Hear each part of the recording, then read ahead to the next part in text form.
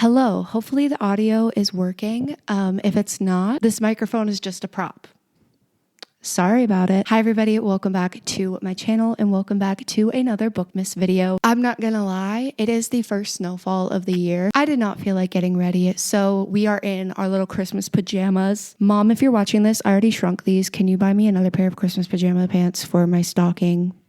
Thank you. Today we are going to be doing a fun little relaxed video just because I was going to tier rank all of the books that I've read so far this year, but I realized how much work that was going to be, and I'm not going to lie. I'm not in the mood. So we are instead going to be reading 1-star reviews of all of my favorite books on Goodreads. Because if men ever say women are not funny, they've obviously not read the Wattpad comment section, and they've also not read Goodreads reviews. So we're going to get into this. I took some screenshots of some Goodreads reviews. We're going to react to them together and just talk about them. I will say most of these are books that I love that I chose negative reviews for just because it's obviously more funny if I'm reacting to reviews that people hated the book and I loved the book. But everyone's opinions are valid and their own. It is okay for people to love books that you hated and for people to hate books that you loved. Take this with a grain of salt. Everyone is allowed to have their own opinions when it comes to reading. That's a good thing. You should not like every single book that is super popular on Book Talk.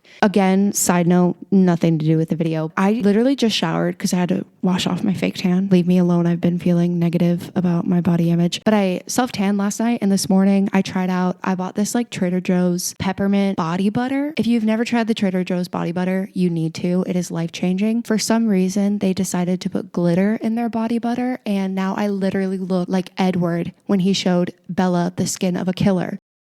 Like, I'm literally reflecting the light like a fucking disco ball. The first review, should we react and then also try and guess what the books are? I know what the books are. You don't. The first review is a 1-star review from Shania, and it says, Anakin Skywalker didn't die for this. And it is a review for The Love Hypothesis. If you did not know The Love Hypothesis, I feel like this is a wide known fact. It is actually a Raylo fanfic. I loved The Love Hypothesis. I thought it was cute. Allie Hazelwood is my girl. Love her books. No hate to her. And you know what? I'm going to eat it up every time. I'm also a Star Wars girly. I'm an Anakin Skywalker girly. I love him so much. Hayden Christensen.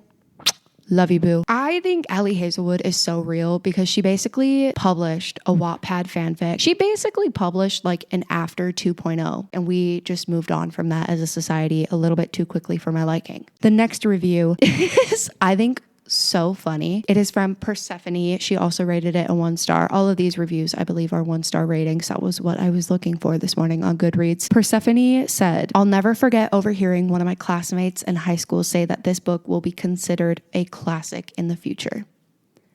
And this is also about The Love Hypothesis. I think books can be in multiple different genres. There are books that are cringy Wattpad books, and they are not good books, but they are fun books to read. I maybe will rate some of those books super high because in the moment I really enjoyed reading it and I loved the experience that I had reading it. There are also some books that I read that are just excellent works of literature, and I'm going to rate them super high because I understand that they are super good. Now, every book that I've ever read, my rating could always change because if I were to read that same book but at a different point in my life, I will probably have a different rating for it. That is how like my reading experience has always been. So like if I were to read Normal People now, I probably would fucking hate the book, but I read Normal People when I totally related to that story. So yeah, I just think that's funny. Sorry that I just went on a little rant about that, but I think saying The Love Hypothesis is going to be considered a classic is very funny to me. Definitely a classic in Book Talk, BookTube, not necessarily something that we are going to be studying in English classes in the future. However, I will say I've been seeing TikToks of like Gen Z teachers that have been putting like The Hunger Games and Divergent in their English classes, and I love that. Those should be kind of discussed in English literature because there is a lot of lessons to be learned from those books. There is a common denominator with a lot of these reviews, and it is people shitting on Book Talk for recommending the books to them. This is another review for The Love Hypothesis. This is also from 2 years ago, which I kind of think the reviews that are from multiple years ago are even funnier because it is before Book Talk, BookTube grew to what it is now. So it is genuinely someone's real opinion about this. She rated it a 1-star, and she said, I'm blocking everyone who said that this was a good book on Book Talk.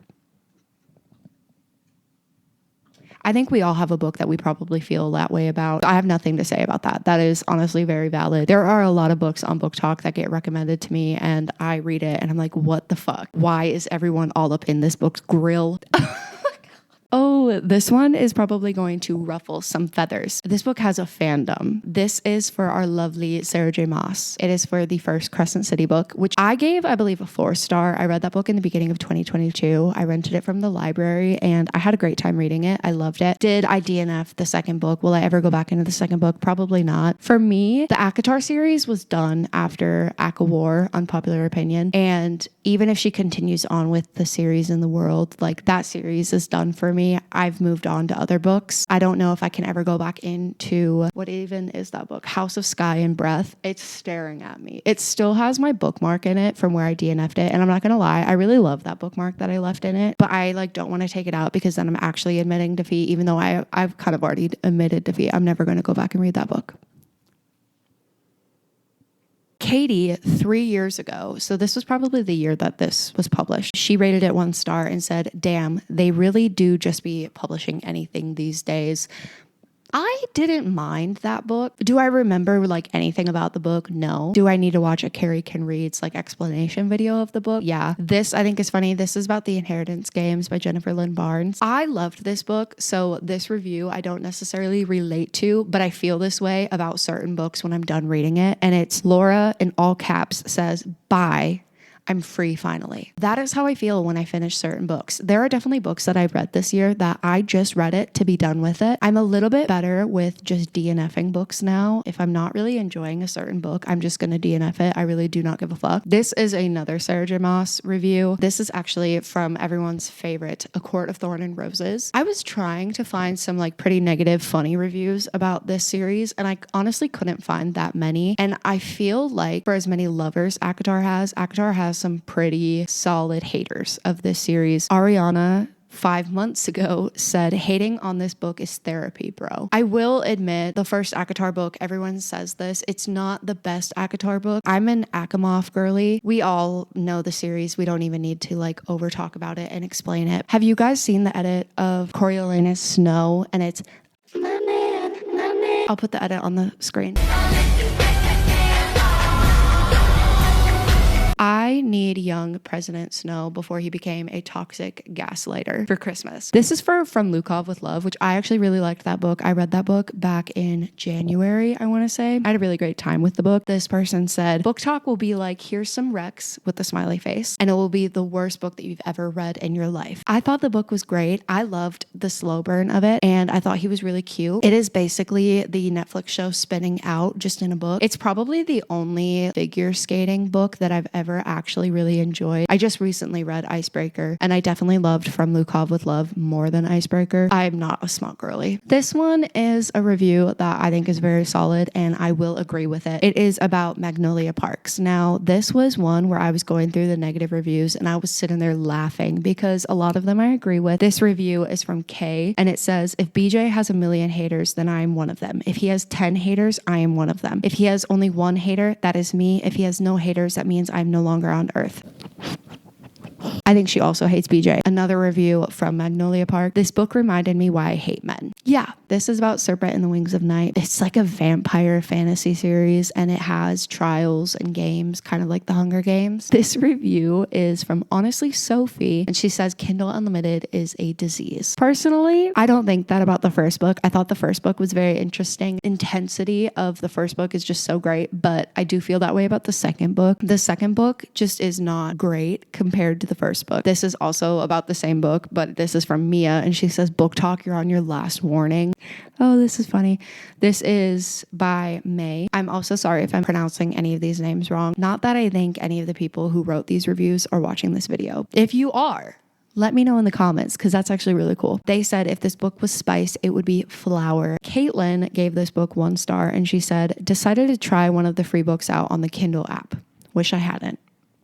I can't believe I can say that I read cowboy romances. That is kind of embarrassing. This review is from 17 days ago, so it's very recent, and it says Zayden could spit on me and I would ask him to do it again. Typing that and then leaving it a 1 star is a very interesting choice. And then honestly, Sophie, I feel like I might have read another one of their reviews, rated Fourth Wing 1 star, and their explanation for that rating is Xaden wears skinny jeans. Someone can leave me what page and paragraph that is noted in, let me know, because I will have a mental breakdown over this. I hope you guys enjoyed this video. I know it was a little bit more laid back and chill. It's cozy. I want to lay in bed for the rest of the day. Stella is sleeping. She's usually never this nice when I'm filming videos. So that is all for this video. I hope you guys liked it. If you did, give it a thumbs up. I hope you guys have been liking Bookmas. I feel like I've been saying this at the end of all my videos, but I'm having a lot of fun filming these and editing them. Yeah, I'm just having a lot of fun with this. We're literally, halfway through Bookmas now. That's crazy. I will see you in my next Bookmas video. I hope you guys all have a good night, morning, day, whatever you're watching this, and I will see you in my next video.